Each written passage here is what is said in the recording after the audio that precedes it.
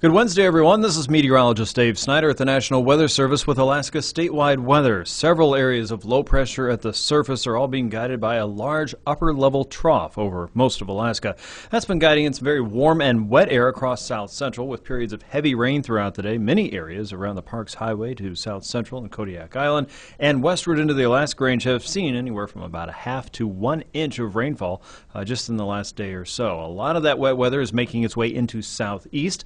Low pressure there just off the coast of Yakutat at 1,006 millibars with onshore flow continuing well through the week there, the frontal boundary well into western Canada. Now for the interior, periods of rain and occasional showers and thunderstorms developing along the Yukon Valley. Those are slowly drifting north and east along with the upper level flow that's generally guiding everything from south to north across the central and eastern sections of Alaska. In the west, though, it's a much colder story. You can see through the Bering Strait areas of rain and fog around Seward up into the Kotzebue Sound region. There will be some pockets of rain mixed with snow for the Brooks Range there, most of that not in places where most of us live. Showers across the Chukchi coast will continue as low pressure sits across the Arctic Ocean, and most of the ice in the navigational zones now has gone away. Looks like most of the waters there in the Chukchi and the Beaufort has melted out for the season as we approach the seasonal minimum.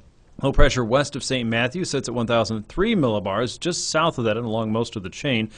Some areas may have seen a little bit of sunshine today, though, however brief. The Bering Sea fog not too far off in the distance, and that will be back again for the daytime tomorrow. Low pressure will continue to sit west of St. Matthew for the day as we get into Thursday and keep periods of rainfall all the way from the Bering Strait through Nunivak Island and the southwestern Capes and Bristol Bay, as well as Kodiak Island.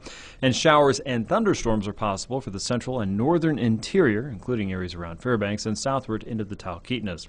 As we get into Friday, watch for some sporadic showers and thunderstorms generally along the Alcan border and into the Copper River Basin and along the central and eastern south-facing slopes of the Brooks Range, where low pressure will continue to sit.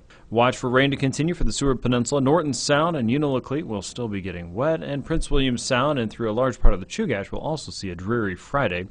Look for periods of rain to continue for a large part of the Panhandle. In fact, it looks fairly gloomy there with continued onshore flow. And areas down to the south and west, you may see a few breaks in the sunshine. Sand Point looks to be one of the better spots. With Alaska